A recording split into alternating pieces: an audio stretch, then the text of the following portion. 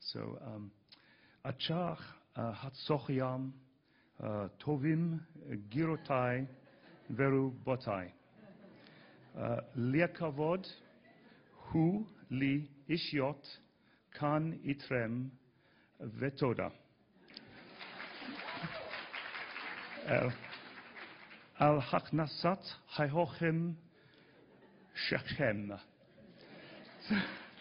So thank you very much, ladies and gentlemen, and it's truly an honor, and I'm very grateful to Dina and the faculty for the very gracious invitation. Please excuse me if I now speak in English, because we'll be here all night, despite the best efforts of Benzi and Shai in helping me with my rudimentary Hebrew. But it's been a real pleasure to be here, and it's an actual true honor, because I think of coming to this wonderful country. I've been here 5 years before to Haifa, to Jacob, which I really enjoyed, but I've never had the privilege of coming to the Weizmann Institute or to Tel Aviv.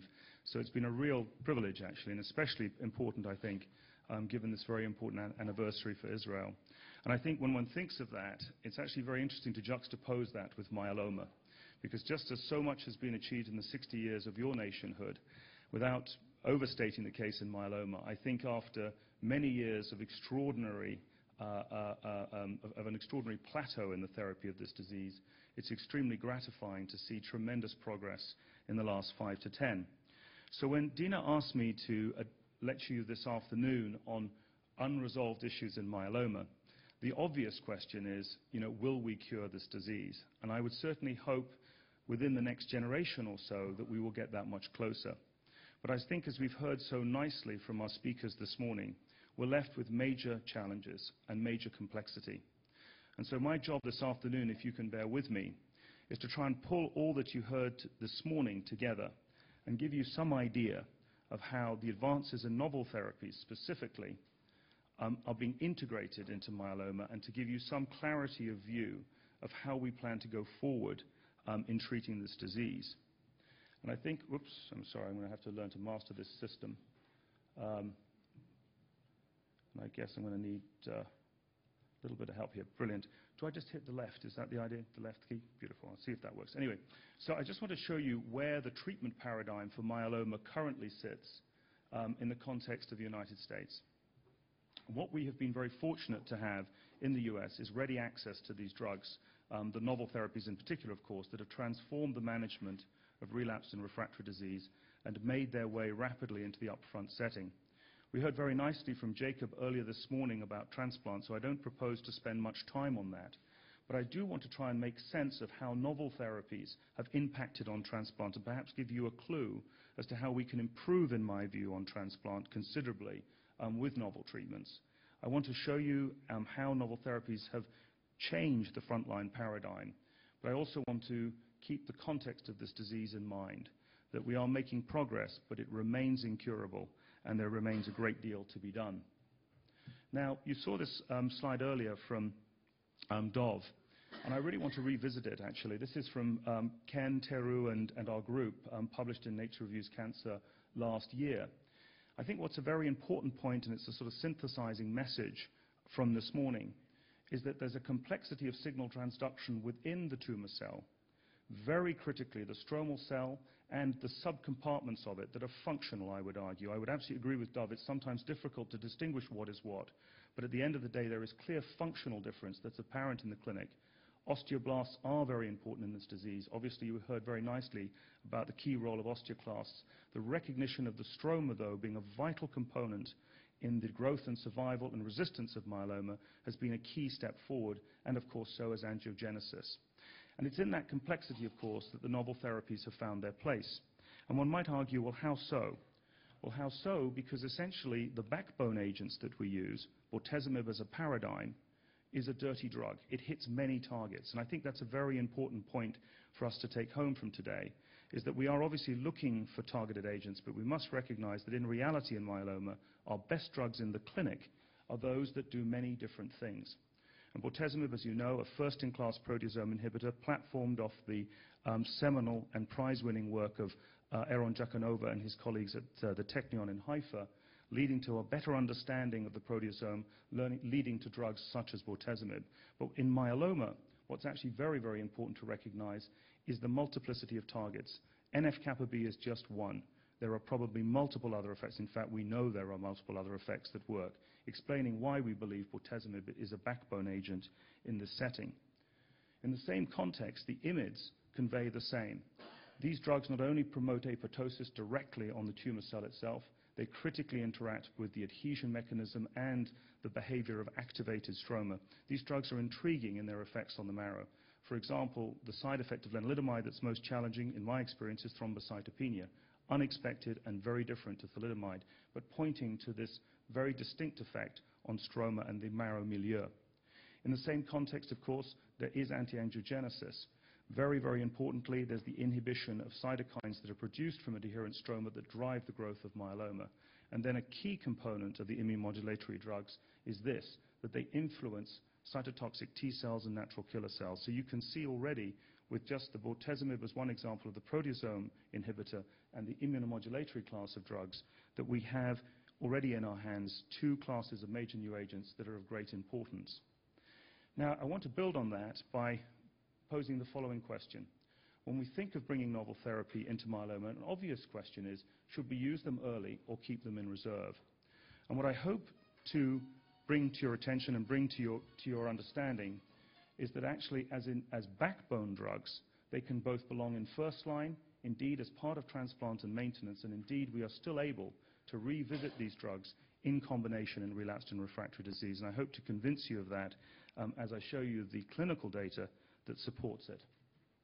So when we start, first of all, with frontline therapy, this is a new paradigm. For example, thalidomide and dexamethasone just a few years ago approved as upfront therapy for myeloma. Already, lenalidomide and bortezomib-based regimens have overtaken thalidomide in terms of the depth and quality of response. I'm going to show you data to support that. But what's very exciting about these new drugs is that they have optimized our platform for stem cell transplant. Indeed, in selected patients, they have made autologous stem cell transplant an option that can be pursued late or early in our practice. And very importantly, for the majority of our patients who are actually not transplant candidates, this is a disease of older people. It has improved the efficacy of frontline regimens. Now, I want to start first with a landmark study presented by Jesus San Miguel and colleagues, the Vista Trial, at this last year's ASH meeting as an oral session. This actually hopefully will be coming out in full manuscript form fairly soon. This study basically compared the combination of bortezomib, melphalan, and prednisone to the standard of melphalan and prednisone. It involved 9 cycles for each arm, and it enrolled patients who were older patients, and I know that there were participants from Israel in this trial. The primary endpoint was time to progression. Secondary endpoints included complete response rate, overall response, time to next therapy, duration of response, and also overall survival. To cut to the chase here, on all of the endpoints selected, on all of the efficacy endpoints, the combination of bortezomib, melphalan, and prednisone proved superior to the control arm of melphalan and prednisone. And this was a landmark effort. 682 patients enrolled between December 2005 and 2006 in 22 countries at 151 centers. So for the primary endpoint of time to progression, highly significant, progression-free survival, overall survival, and very importantly, for complete response as well. And I want to spend a little bit of time on that because I think this is unprecedented data. In this context, the combination of bortezomib, melphalan, and prednisone achieved an immunofixation negative complete response rate in this older population of 35%. This kind of quality of response associated with clinical benefit is usually only the purview of transplant patients. So for the older population, with the integration of a novel therapy, we are seeing a dramatic improvement in terms of a standard of care. Now, obviously, response rates, we believe, are very important. They matter in every hematologic malignancy. Myeloma, in my view, is no exception. And these high CR rates translate into time to progression advantage for the triplet over the doublet, as illustrated very nicely in this slide. And already, with early follow-up, there is a survival advantage apparent for the combination of bortezomib, melphalan, and prednisone. And I think you can see that this is very important because this actually appears to be durable, translating into the 2-year overall survival figures. And what's very important is that the treatment-related death rates on each arm were actually 1% for the bortezomib, melphalan, and prednisone, and 2% for melphalan and prednisone, for highly acceptable rates of treatment-related complications. And what about the other findings? Well, adverse cytogenetics, which we heard about so nicely from Dina this morning, did not impact on bortezomib, melphalan, efficacy.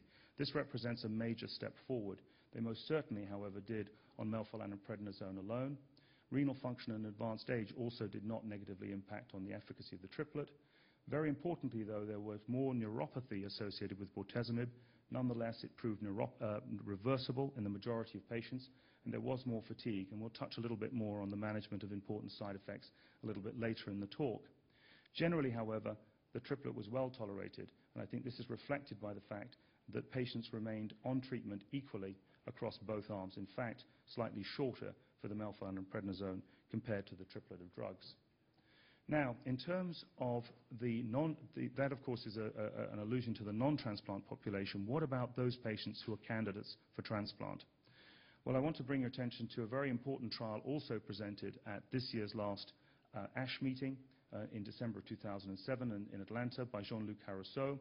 This was a comparison of Velcade or bortezomib and dexamethasone versus the traditional standard of VAD as induction therapy. And I want to spend a little bit of time on this study to really complement Jacob's presentation about how this particular combination is making transplant work better. This, I think, is a landmark study. Jean-Luc and colleagues randomized patients in the following fashion. They either received VAD in the traditional fashion, followed by tandem transplant, or VAD followed by a consolidation step, as advocated by investigators such as Bart Barloghi and others, involving DSEP to a total of 2, versus again by a tandem transplant to follow. The experimental arm was bortezomib and dexamethasone with or without DSEP consolidation. And a key endpoint in this trial was that if optimal response was achieved with a single transplant, the second transplant could be kept in reserve. If, however, it wasn't, a second transplant or a reduced intensity allo would then be followed. Now, what do we have so far on this study?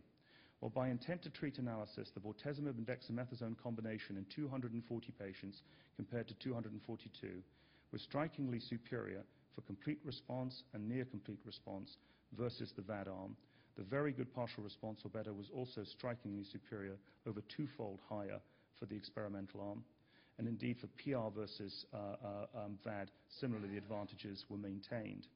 Moreover, if you look at the death rate during the induction phase, you can see actually that it was lower for the bortezomib dexamethasone arm, which I think is interesting. In that same context, what's particularly important is to look at the post-transplant response rates, because this is the key question. How is this combination enhancing response to transplant? The following results were observed. The CR and near CR rate was 35% in this trial versus 24% for VAD, and that was highly significant. And if you look at VGPR or better, it was 62% for the bortezomib dexamethasone arm versus just 42% for VAD. That's very important because that translated into less need for second transplant in the patients receiving the bortezomib and dexamethasone combination. So a major step forward, I would argue. What was also seen was that bortezomib and dexamethasone was not affected by adverse cytogenetics or high beta-2M. Very importantly, there was no adverse effect on the ability to collect stem cells. And I think very interestingly, as we think of practice, the integration of more cytotoxic chemotherapy with its associated side effects did actually not improve efficacy on either arm. I think that's a very important construct as we go forward, that simply putting more chemotherapy into the mix is not the answer in my view, that the more judicious use of these novel therapies in combination with standard therapy is the key. A couple of key practice points though.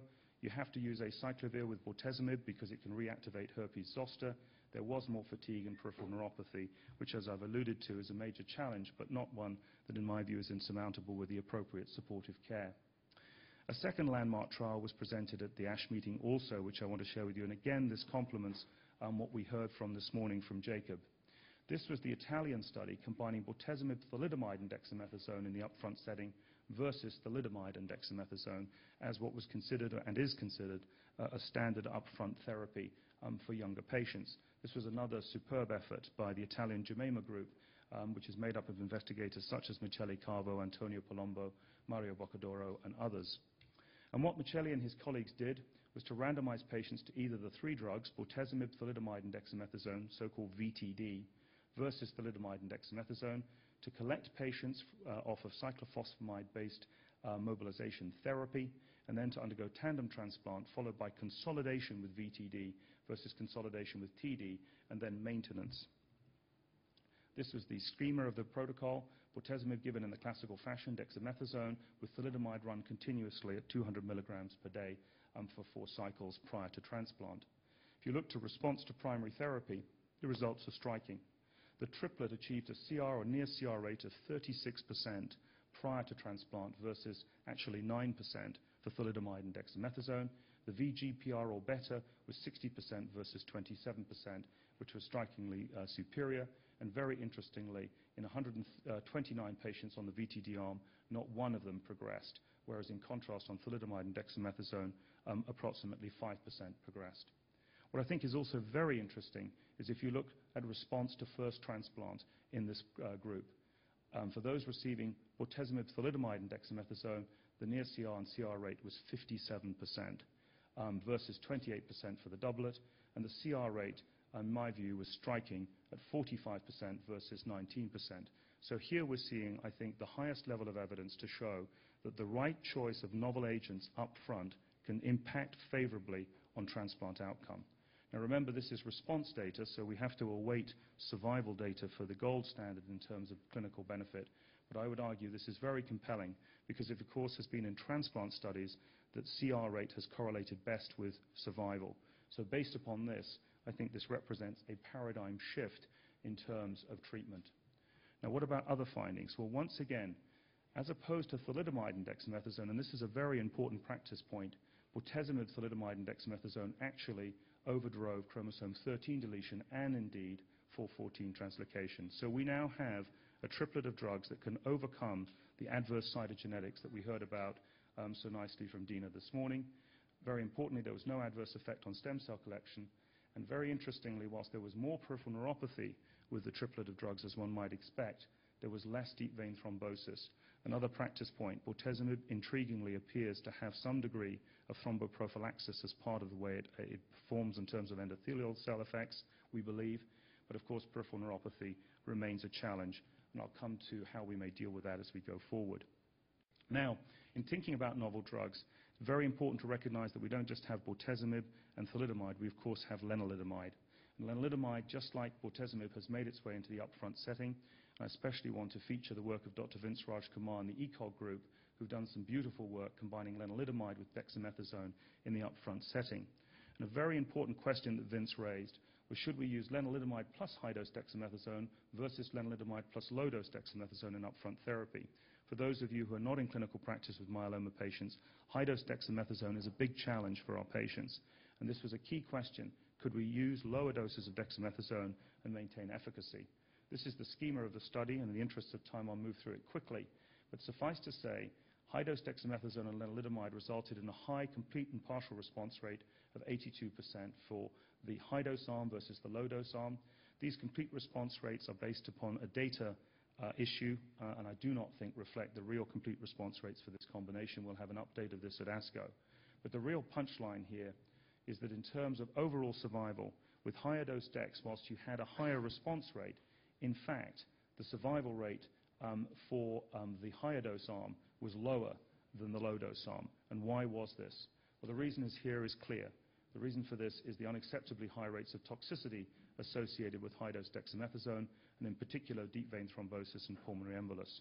So as we think of these novel therapies, we need to recognize that we need to use them judiciously and think carefully about how we use them. And certainly in my view, lenalidomide should not be used with high-dose dexamethasone in the upfront setting. It's more controversial in the relapse setting. But certainly it's our practice pattern at Dana-Farber to use lenalidomide with low-dose dex, and as I'll show you in a moment, actually we tend to use it in the upfront setting in combination with other drugs such as bortezomib based upon this work. Now, what about the idea that lenalidomide and high-dose dex is active? What about a real CR rate for it? I'll just quickly show this study. This was the SWOG trial looking at a more classical design of lenalidomide and dexamethasone versus high-dose dexamethasone.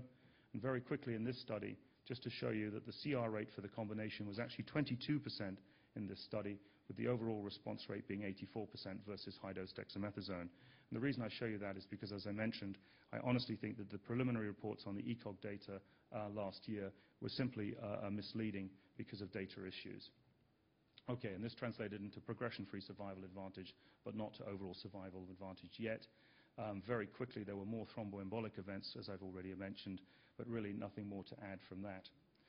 So as we think, therefore, of how we can even improve further, I want to just showcase some of our work with the combination of bortezomib, lenalidomide, and dexamethasone.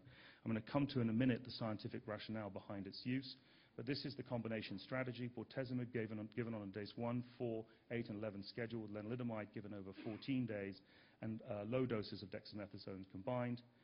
To cut to the chase, we've seen very manageable side effects, and in this study to date, we have a 98% response rate with relatively early follow-up, including a 28% CR and near CR rate. So we're very encouraged by this combination up front, and we'll be presenting an update at this year's ASCO meeting as an oral session.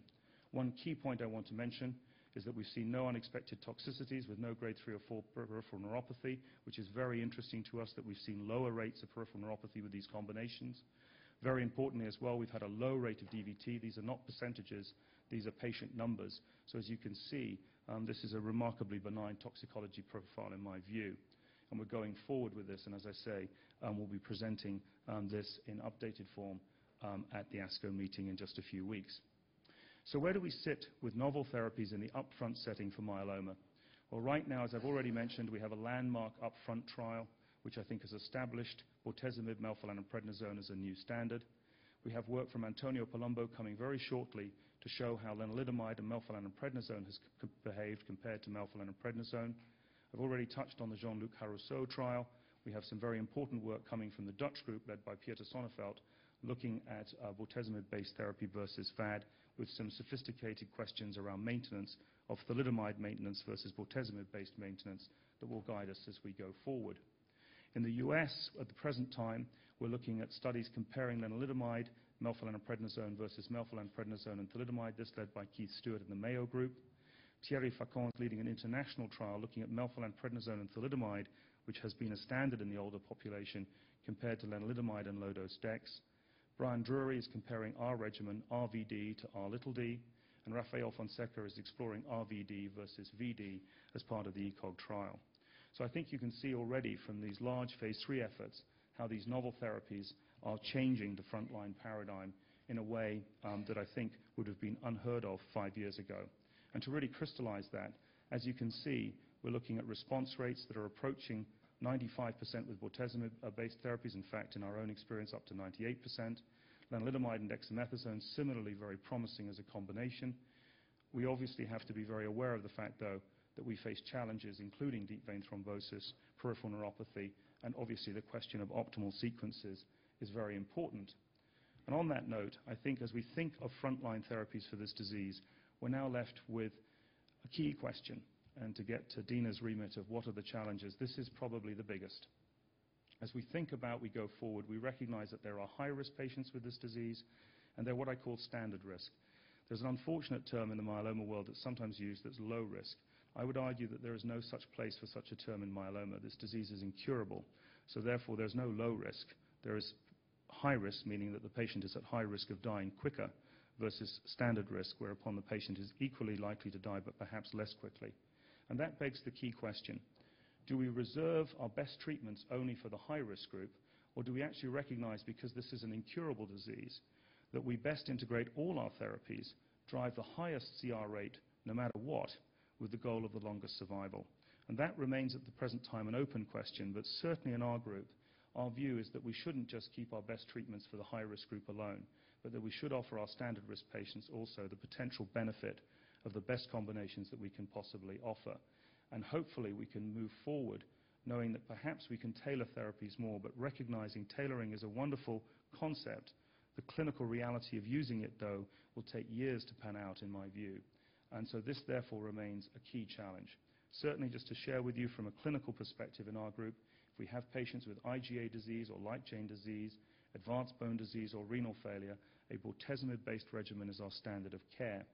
Specifically, if we see these chromosomal abnormalities, including deletion of chromosome 1 or abnormalities of chromosome 1, similarly, bortezomib will be a standard of care, typically with a lenalidomide-based combination as well.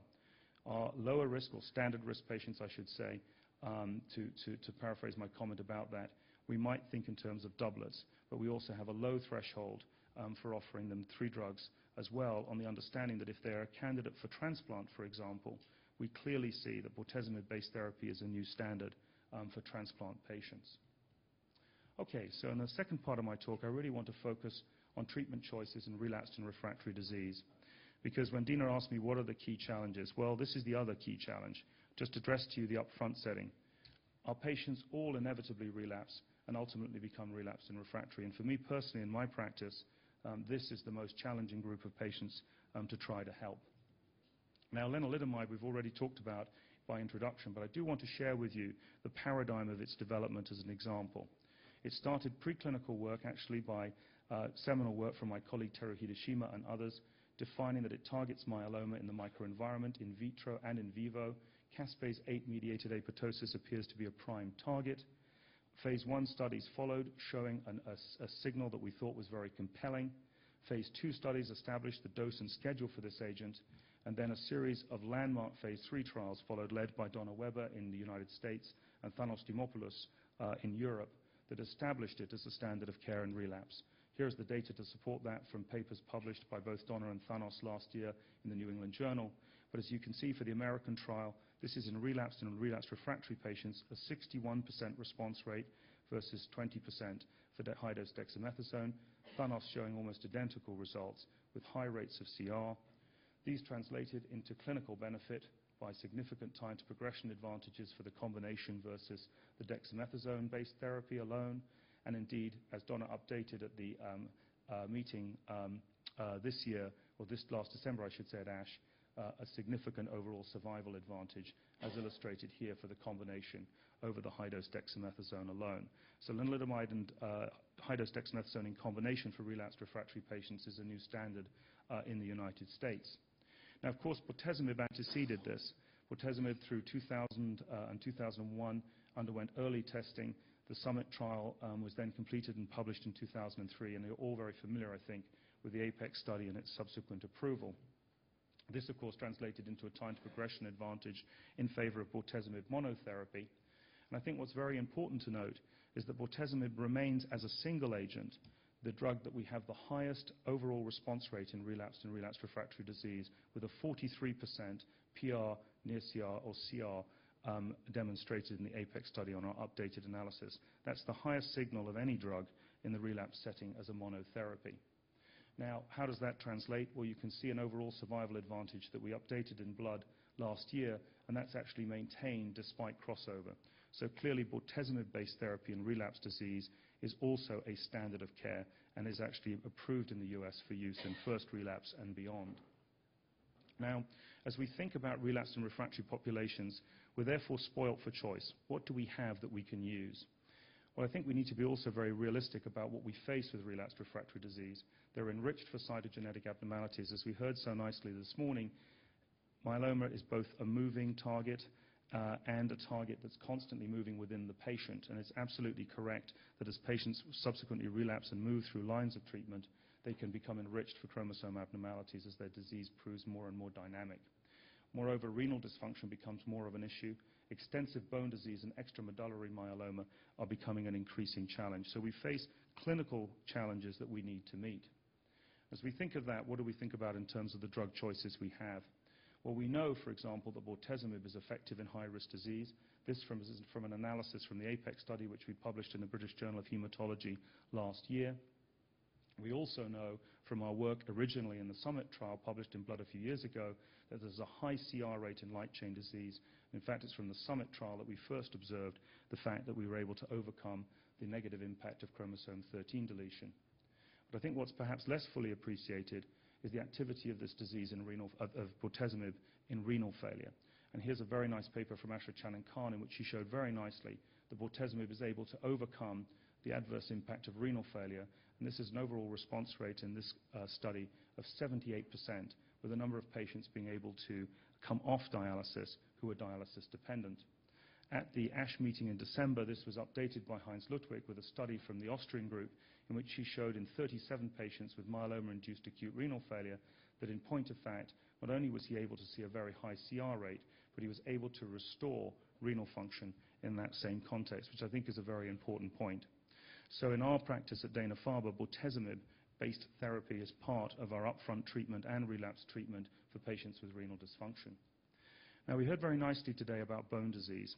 One very interesting observation that has emerged is the following: that Bortezomib, in fact, not only has an inhibitory effect on bone resorption, but very importantly, has a stimulatory effect on bone formation and osteoblasts.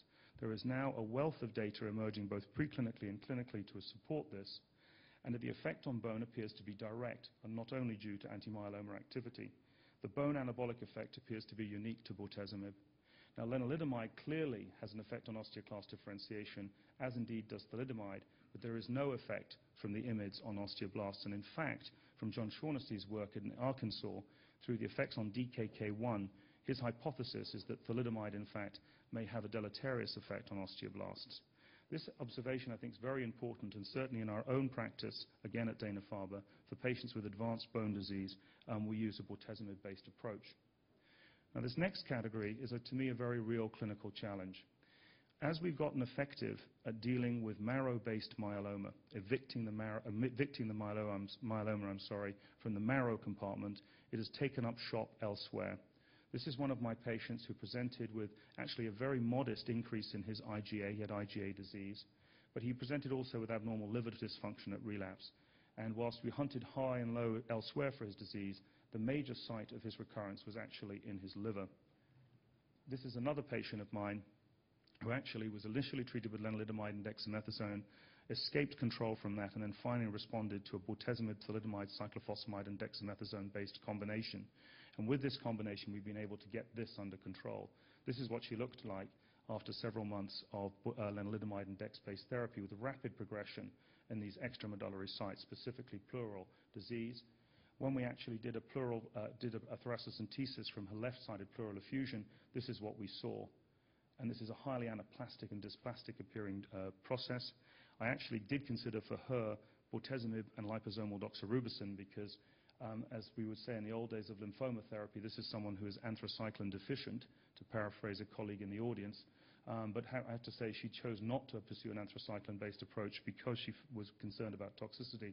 Very gratified to report that she's responding very well to the combination of cyclophosphamide, thalidomide, Bortezomib, and dexamethasone. And it's really, that's my point of this next slide, that when we think of extramedullary disease, we have to think more creatively. And single agents or doublets really may not be the appropriate approach, and that combinations are vital, in my view, as we go forward. Now, when we think of combinations, having heard such elegant and nice science this morning, I want to really echo off of that. We think about rational combinations. And Teru published this prior review, actually, in Nature Reviews Cancer about 5 or 6 years ago now.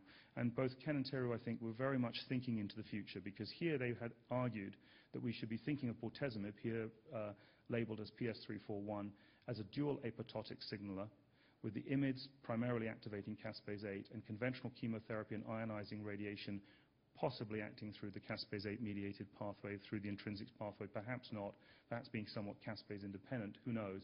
But nonetheless, there's a very strong rationale for dual apoptotic signaling guiding our therapeutic choices. Well, rather than sort of thinking in hypotheses, we obviously need to test that in the laboratory. And Constantine Mitsiadis did just that, which he published back in Blood in 2002, when he combined Bortezomib with DNA-damaging agents, including doxorubicin, and showed that you were able to overcome otherwise doxorubicin-resistant disease with the combination of Bortezomib and doxorubicin, when either drug alone in this preclinical system was ineffective. This translated into the following phase 3 clinical results led by Bob Orlowski, who pioneered this in the phase 1 and 2 settings, where the combination of liposomal doxorubicin and Bortezomib has outperformed single-agent Bortezomib in this randomized phase 3 trial, leading to the FDA approval of this combination of doxorubicin and Bortezomib for the treatment of relapsed myeloma. And why I think this is so important is that science informed the combination. And for those of you in the audience who are clinicians, we all know that VAD is not particularly active because of doxorubicin. It's active because of dexamethasone. The contribution of doxorubicin to VAD is modest. However, partner it with Bortezomib, and it behaves very differently. And indeed, data to support that was presented again at this last ASH meeting, where basically Bortezomib and liposomal doxorubicin was shown to be effective despite or regardless of the extent of prior therapy and anthracycline exposure, and very interestingly, for patients with early relapse after transplant, was superior to bortezomib alone. So this is giving us some idea of how we can rationally use these combinations. So as we think of 2 and 3 drugs, what about 4? And I want to show you some very nice work by Antonio Palumbo, published in Blood last year, where he put bortezomib, melphalan, prednisone, and thalidomide together, again, informed from laboratory work that had shown that thalidomide and bortezomib would be a natural partner, and that indeed alkylation with bortezomib is a highly effective doublet in preclinical models that had then been translated into the phase 1/2 setting in relapsed disease. And in this context, he tried to put the 4 drugs together to see how it would perform in the context of patients with relapsed and refractory myeloma. And what's very exciting is to see this. These are response rates not in the upfront population, but actually in patients with either first or worse relapse. As you can see, the CR or VGPR rate for this small subset of patients, admittedly, is very exciting at 57% and 31% again in third line. Small numbers of patients, so we have to be careful, but this, I think, is very provocative and was a combination that could be safely put together for the benefit of our patients. So as we take it one step further and say, well, how do we think about these combinations clinically? These are actually rationally based combination therapies that are already under clinical trial in the United States and elsewhere. I'm going to spend time on bortezomib and the HSP90 inhibitors. I've already talked about bortezomib and liposomal doxorubicin. I'm also going to spend time on my favorite combination, which is lenalidomide and bortezomib. But as you can see, using either the bortezomib backbone or the lenalidomide backbone combined with other novel agents, a whole host of trials are underway. Now, how about bortezomib and lenalidomide? Well, this again was informed by seminal work from Constantine Mitsiadis, published in Blood in 2002, where he combined active doses of lenalidomide with subtherapeutic doses of bortezomib in his preclinical model, showed evidence actually in this model system of at least an additive, if not synergistic effect. And then in bortezomib-resistant patient cells from my clinic, Teru was able to show that if you combine them with lenalidomide and bortezomib at increasing doses, again at nanomolar concentrations, you were able to see a restoration of sensitivity. This then informed the phase 1 combination trial, the so-called Revel study, in which we combined bortezomib with lenalidomide in this fashion, and we presented at ASH about a year ago now, and is actually in manuscript form and is due to be submitted very shortly. But suffice to say, we used a classical bortezomib-based schedule with lenalidomide administered over 14 days, recognizing that the classical 21 schedule for lenalidomide would not make sense, and the risk of overlapping toxicity would be too high. So this is different to the prescribed standard for lenalidomide. These were our patients, 38 in all, and very importantly, heavily pretreated with bortezomib exposure in at least 2/3.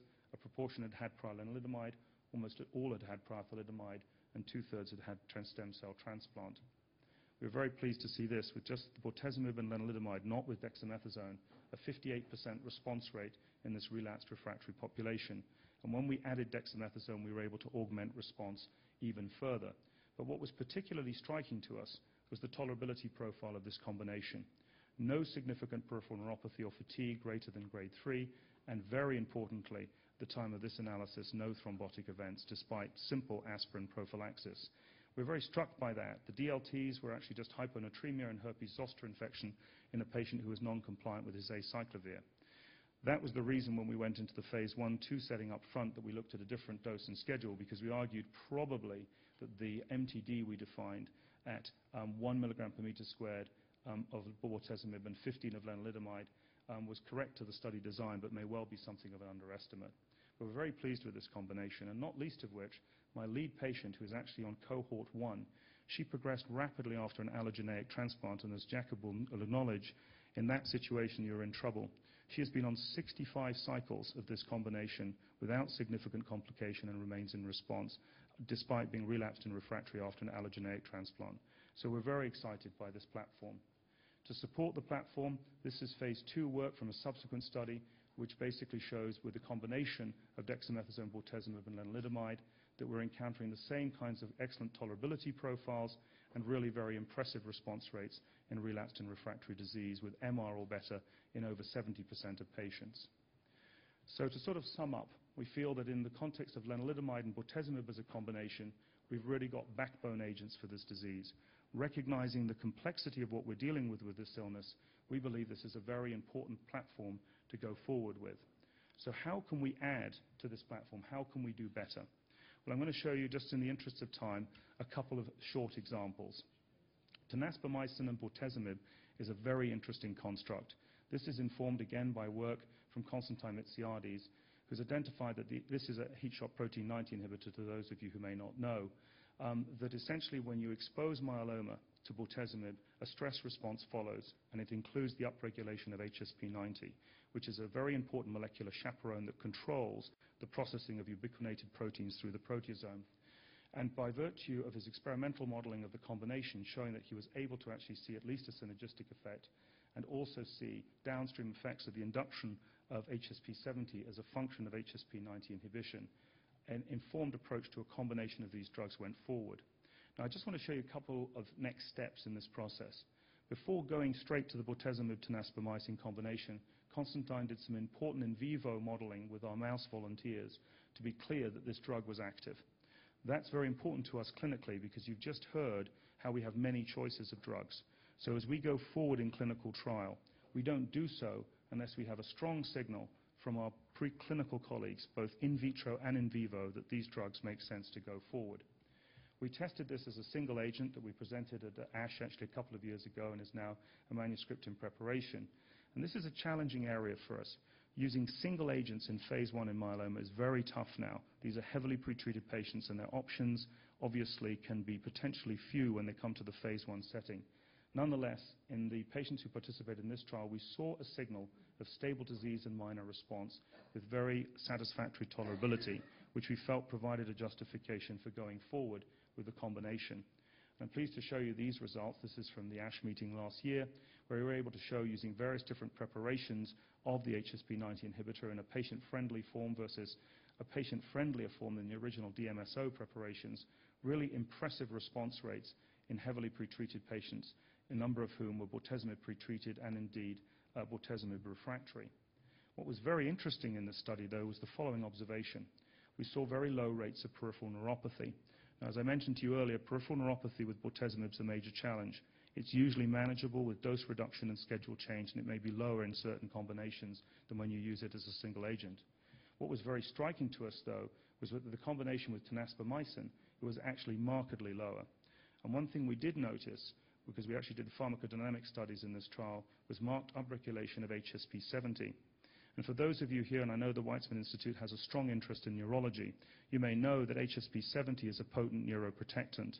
So our hypothesis was that perhaps the peripheral neuropathy was being reduced by virtue of the fact of the upregulation of HSP70. So we were very excited by that. We took that back to the laboratory and tested it in a rodent model of peripheral neuropathy, where we were able to show that bortezomib alone induces significant neuropathy, whereas with a combination of tenaspamycin, it's the same as control. So our ongoing hypothesis is that tenaspamycin in combination with bortezomib not only can enhance the therapeutic index through its effects on bortezomib resistance, but it may very importantly also reduce certain aspects of its toxicology, including peripheral neuropathy, and this drug is being taken forward now in a phase 3 trial. The last few minutes I want to touch on a few forward directions, because we heard so nicely this morning about the importance of apoptosis in these pathways. A couple of examples. We're going after AKT with an inhibitor called perifocine. This is again informed from work from Teru Hideshima in our laboratory, who's shown that you can block AKT with perifocine, and that in our preclinical models this is strikingly active.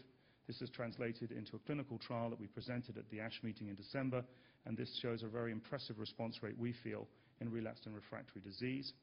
We heard this morning about autophagy, and this has been a very exciting area for us too, basically looking at the concept of inhibiting the proteasome, but at the same time targeting the agrosome pathway, and so inducing autophagy, and trials of histone deacetylase inhibitors with bortezomib are ongoing in that same context.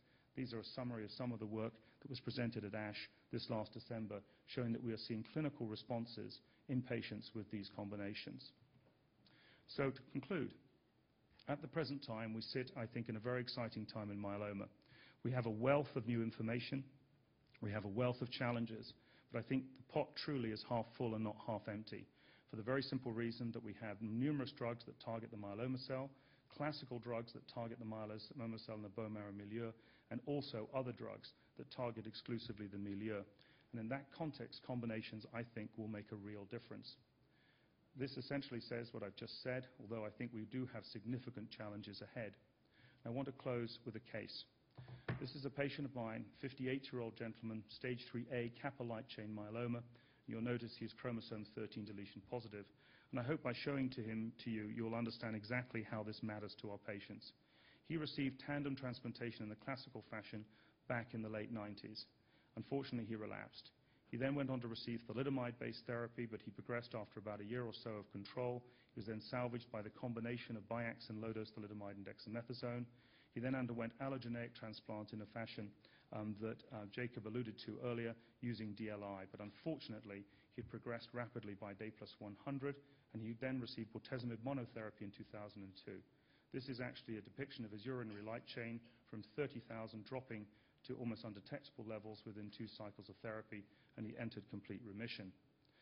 Since then, he then went on to the histone deacetylase inhibitor SAHA, where he achieved stable disease. From April 2004, when he progressed after SAHA, he went on to lenalidomide, and he has remained in response on lenalidomide since. He may have early progression, but if he does so, he'll go on to a Bortezomib and lenalidomide-based combo, or Bortezomib-based combo thereafter. He was featured in Newsweek, actually, as I'm just glad to be above the divots, and his name, actually, is James Bond. Interestingly enough, oddly enough, well, not oddly enough, but interestingly enough, his number on our protocol was 007, and that was no coincidence. I mean, it really was amazing. This is a picture of Jim golfing, and this was actually the picture that went with him in Newsweek. And this was actually a very important anniversary for Jim just last year, which I show, which just illustrates this point. This is actually Jim's son, this is his daughter-in-law, and this is his wife, Kathy, and this is Jim himself. And if you think that he came to us and entered Bortezomib-based therapy in 2001, 2002, with 30 grams of light chain and a renal failure, his creatinine at the time was approaching 3, to be here essentially 5 years later enjoying his son's wedding, I think is a remarkable achievement. Having said that, and this is a slide I love to show because I think it's very important, this remains the disease, and this remains our patients. And I think that on the one hand, we're very blessed because we have numerous drugs, but on the other hand, we're blessed because we do have a bigger boat, and I want to especially acknowledge it because there are a number of you in the audience. There's this extraordinary team of international investigators, including a critical component from Israel. And I want to especially acknowledge it because without you and without your contribution, we wouldn't have made the progress we've just alluded to. I want to close by acknowledging my own team, and in particular my chief and mentor, Ken Anderson, who in my view is second to none, and our fantastic international team who make this all possible. Thank you.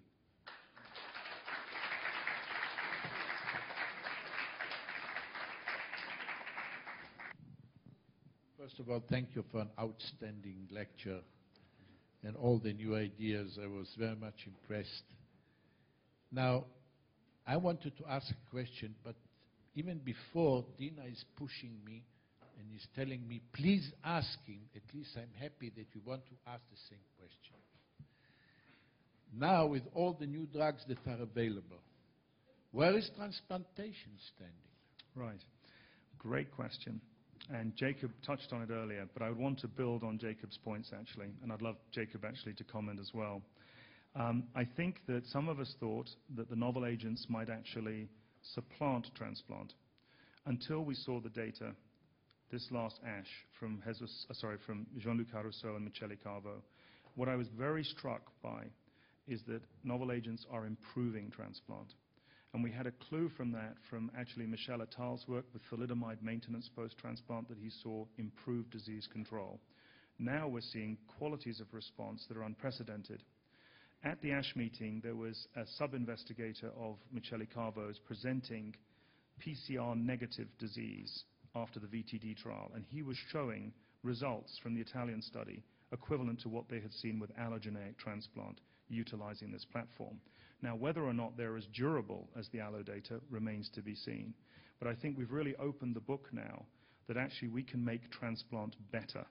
So I don't think transplant's going away. I think we have the opportunity to make it better. But I think in making it better, there's some key points.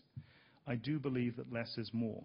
I do not think there will be a role for tandem transplant, because what we do know from a paper we published in Blood from lenalidomide is that in our patients who had had tandem transplantation, they were less able to tolerate lenalidomide post-transplant than those who didn't because they lost their counts.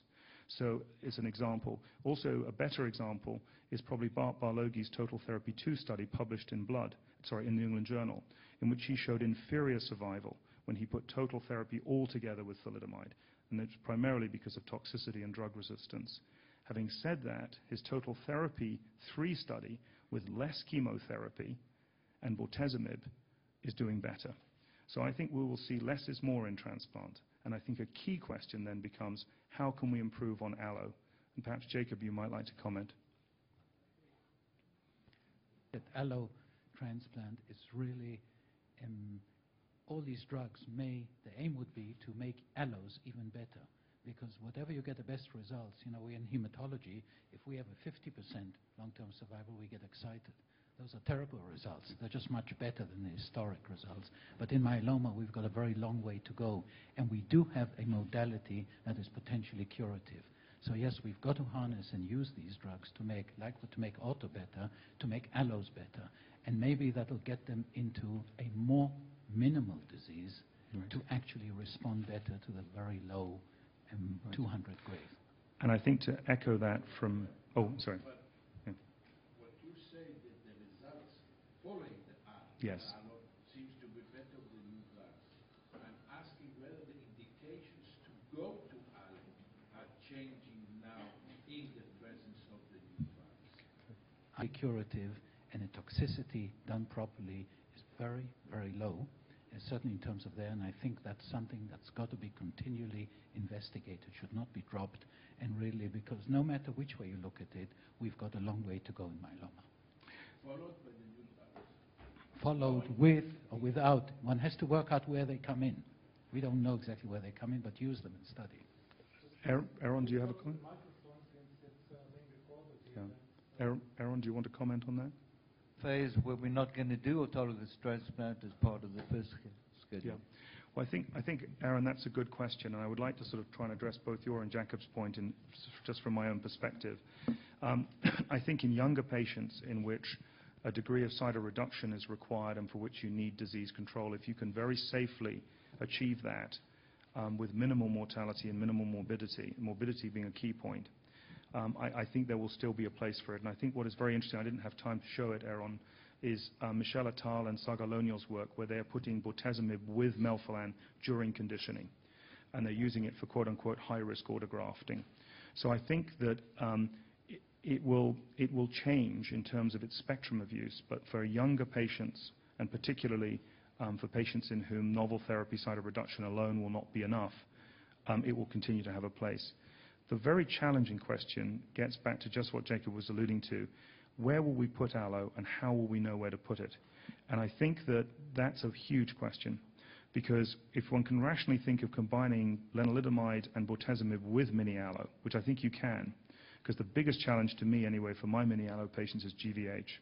Huge problem, and an unacceptable one. Up to 2/3, 3/4 of patients have chronic GVHD in myeloma because of the disease, I think, driving the allogenicity as much as anything else. I think we have to fix that, Jacob, because if you say to a patient, I can give you 6 years of disease control with minimal side effects, with bortezomib initially, then drop it and carry on with lenalidomide, and then you say, well, I can otherwise offer you an opportunity in which you may have 2/3 chance of GVH. I really think we've got a challenge there from a toxicology point of view. But I do fundamentally agree with the construct that immunotherapy, in whatever form, and that's why it was so interesting to have the talk this morning from your colleague from the Technion on other sources of stem cells. Those kinds of platforms, I think, are really exciting. Could I ask you something which may be totally naive, but still raises, I think, an interesting aspect? You showed a variety of clinical trials, which have their distributions and so on and so forth. The question is whether one can move towards personalized medicine by doing genetic analysis of that population and finding out whether there are any markers or any kind of signatures, genetic signatures, that can be of predictive value as to which therapy would be advantageous. I'm reminded of a wonderful old saying that a fool with a new tool is still a fool. Until we know what this new tool really means, it's going to be very difficult to see this in the next 1 or 2 years. It's going to be several years away before we have the data to support, to validate such a personalized approach. I have to say, though, having said that, there are opportunities where we are looking for specific abnormalities in disease to then use, say, a lenalidomide bortezomib backbone plus a particular drug that targets, say, for example, 414 translocation.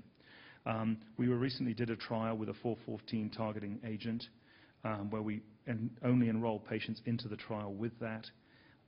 They were a bad risk population, and unfortunately the drug wasn't very active. And that's a real challenge because we went for the targeted approach. We offered the patients a targeted agent, and it failed them miserably. And that's a huge problem. So frankly, as we think about these trials, we're posed by several challenges. One, how targeted can we honestly be? And two, in this population where by the time they reach a phase 1 sort of area, i.e. they've had 2 lines of therapy and have relapsed, we have to be very careful what we realistically can offer patients that's an ethically appropriate clinical trial option. A profiling of the patients, Right. and you could find any correlation between response Right. and specific markers that you will find out, Yep. which you know nothing about, which are different from the 414 Right. or the 13 Right. deletion, Understood.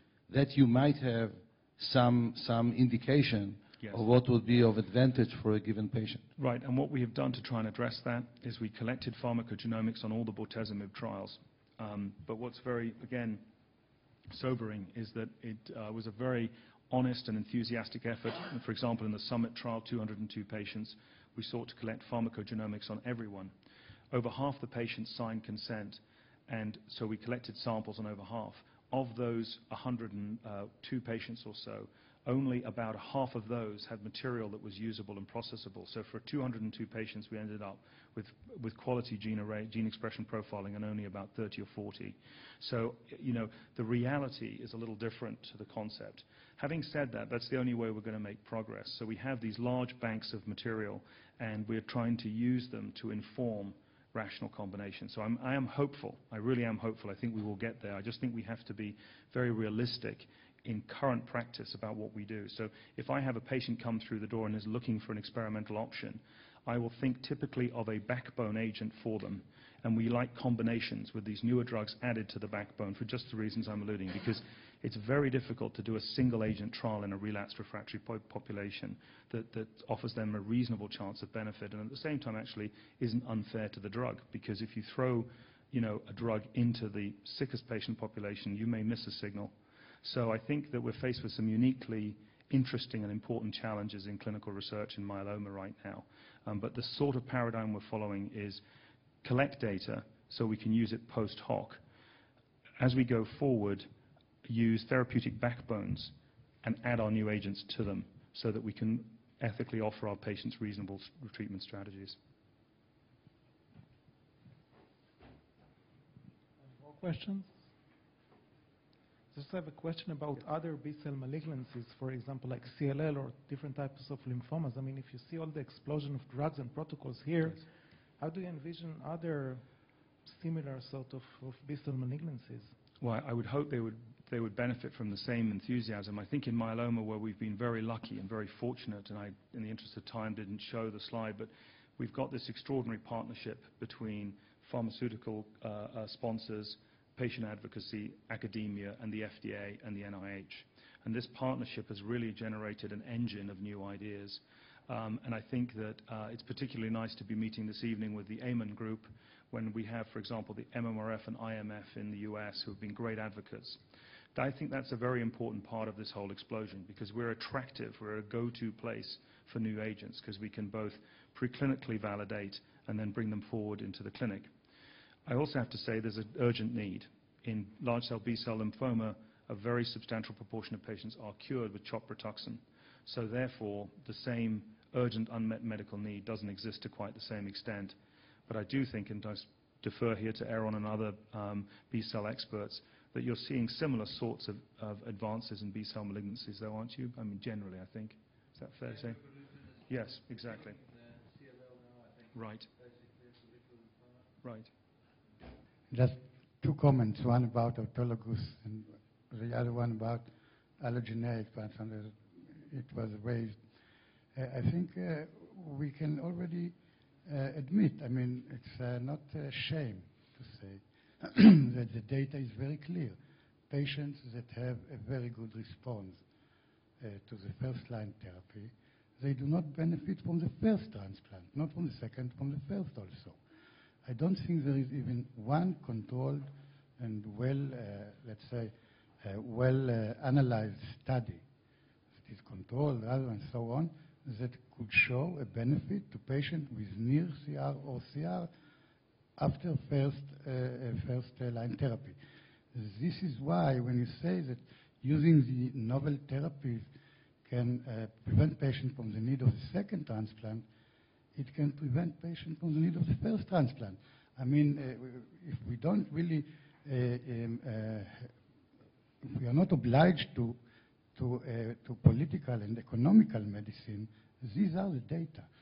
So I think this is, and we should be very happy about it, and we should say it. And we should say that this use of upfront novel therapies can prevent from transplant upfront, and this is a very big advantage, because then we can keep the transplant for the second line. So we have something in the armamentarium for the second.